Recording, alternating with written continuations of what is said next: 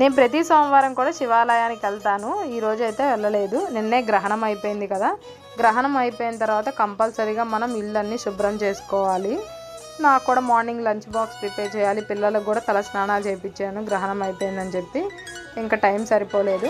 ఇప్పుడైతే ఇల్లన్నీ క్లీన్ చేసేసుకున్నాను. నేను కూడా ఫ్రెష్ అయిపోయి ఇంట్లో ఆవు పిడకలతో అయితే ధూపేస్తున్నాను. ఆవు పిడకలతో ధూపేయడం వల్ల మనకు కూడా పాజిటివ్గా అనిపిస్తుంది. సాంబ్రాణి గుగ్గిలం కలిపి వేస్తున్నాం. ఇల్లంతా మంచి స్మెల్ వచ్చింది. మా హస్బెండ్కి అయితే మార్నింగ్ టమాటా పప్పు చేసాము లంచ్ బాక్స్కి. మా పిల్లలు అయితే అరటికాయ ఫ్రై కూడా తీసుకురమ్మన్నారు. ఇది మా పిల్లలకి చాలా ఫేవరెట్ రెసిపీ. ఎప్పుడు చూసినా ఈ రెసిపీనే అడుగుతూ ఉంటారు. ఇంకా వాళ్ళకి ఆ కర్రీ ప్రిపేర్ చేస్తూ నేను కూడా టిఫిన్ చేసుకున్నాను.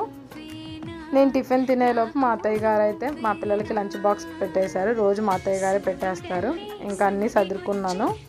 మా బుడ్డోడికి అయితే చిన్న ఫ్యాన్ ఉంది, అది తీసుకొని వెళ్ళాలి, లేకపోతే గోల గోల చేస్తాడు. వీడియో నచ్చితే లైక్ చేయండి.